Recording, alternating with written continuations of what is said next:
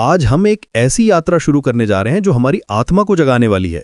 विवेक चूड़ामणि का पहला अध्याय, जो आदि शंकराचार्य जी की अमर कृति है।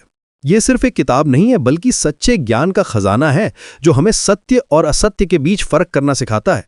जब हम इस ग्रंथ को पढ़ते हैं तो लगता है जैसे हजारों साल पुराना ज्ञान आज भी हमारे दिल में गूंज रहा है। विवेक चूड़ामणि का मतलब है विवेक की चूड़ामणि, यानी विवेक का सबसे कीमती रत्न। जैसे राजा के मुकुट में सबसे चमकदार हीरा होता है, वैसे ही यह ग्रंथ अद्वैत वेदांत के सभी ग्रंथों में सबसे अनमोल है। शंकराचार्य जी ने इसे इसलिए लिखा था ताकि आम लोग भी वेदांत के गहरे सिद्धांतों को समझ सके। उन्होंने देखा था कि लोग कठिन संस्कृत श्लोकों में उलझकर रह जाते हैं, इसलिए उन्होंने सरल भाषा में गहरी बातें कहीं।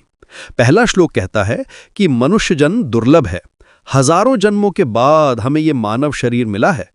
सोचिए कितने जानवर, पेड़ पौधे, कीड़े मकोड़े हैं इस दुनिया में, लेकिन सिर्फ इंसान को ही सोचने समझने की शक्ति मिली है। और इससे भी दुर्लभ है मोक्ष की इच्छा। फिर गुरु का मिलना तो और भी कठिन है। जब ये तीनों चीजें मिल जाती हैं तो समझो कि भगवान की कृपा हो गई है। दूसरे श्लोक में शंकराचार्य जी कहते हैं कि जो व्यक्ति इन तीन दुर्लभ चीजों को पाकर भी मोक्ष के लिए प्रयास नहीं करता, वो अपने साथ धोखा कर रहा है।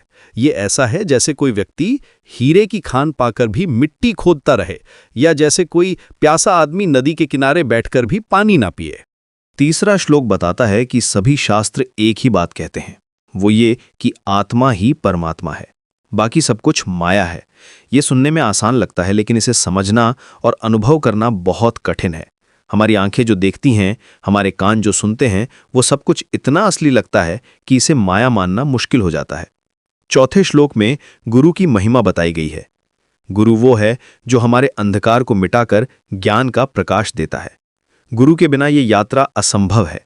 जैसे अंधेरे में दीपक की जरूरत होती है, वैसे ही आध्यात्मिक यात्रा में गुरु की जरूरत होती है।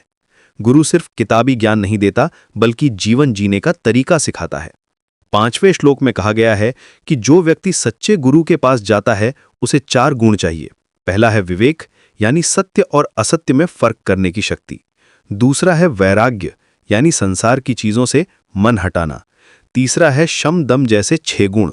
और चौथा है मुमुक्षुत्व, यानी मोक्ष की तीव्र इच्छा।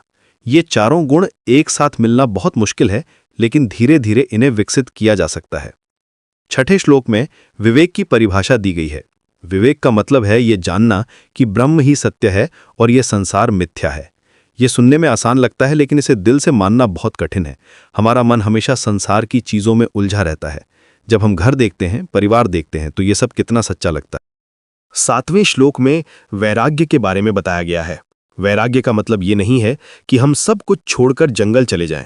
इसका मतलब है कि हम संसार की चीजों को भोगते हुए भी उनमें आसक्त ना हों। जैसे कमल का फूल पानी में रहकर भी पानी से अछूता रहता है। ये बहुत ही सुंदर उदाहरण है जो हमें सिखाता है कि कैसे संसार में रहकर भी संसार से अलग रहा जा सकता है। 8वें श्लोक में शम दम जैसे 6 गुणों की बात कही गई है। शम का मतलब है मन को काबू में रखना। दम का मतलब है इंद्रियों को वश में करना। उपरती का मतलब है बाहरी चीजों से मन हटाना। तितिक्षा का मतलब है सुख दुख को समान भाव से सहना। श्रद्धा का मतलब है गुरु और शास्त्रों पर पूरा भरोसा। और समाधान का मतलब है एकाग्रता। ये सभी गुण मिलकर हमारे व्यक्तित्व को निखारते हैं। 9वें श्लोक में मुमुक्षुत्व के बारे में बताया गया है। ये मोक्ष की तीव्र इच्छा है। जैसे प्यासे व्यक्ति को सिर्फ पानी की याद आती है, वैसे ही मुमुक्षु को सिर्फ मोक्ष की चाह होती है। ये इच्छा इतनी तीव्र होनी चाहिए कि बाकी सब कुछ गौण लगे। ये एक ऐसी प्यास है जो कभी नहीं बुझती जब तक कि सच्चा ज्ञान ना मिल जाए। 10वें श्लोक में कहा गया है कि जिस व्यक्ति में ये चारों गुण हैं, वही आत्मज्ञान का अधिकारी है। बाकी लोग चाहे कितना भी पढ़ें, कितने भी यज्ञ करें, उन्हें सच्चा ज्ञान नहीं मिल सकता। ये बात थोड़ी कड़वी लग सकती है, लेकिन यही सच्चाई है। ये कोई भेदभाव नहीं है, बल्कि प्राकृतिक नियम है। 11वें श्लोक में एक शिष्य का प्रवेश होता है। वो गुरु के पास आकर कहता है कि मैं संसार के दुखों से परेशान हूं, मुझे इससे मुक्ति का रास्ता बताइए। ये हम सभी की स्थिति है। हम सभी किसी न किसी तरह के दुख से घिरे रहते हैं। कभी पैसे की चिंता, कभी रिश्तों की परेशानी, कभी सेहत की समस्या।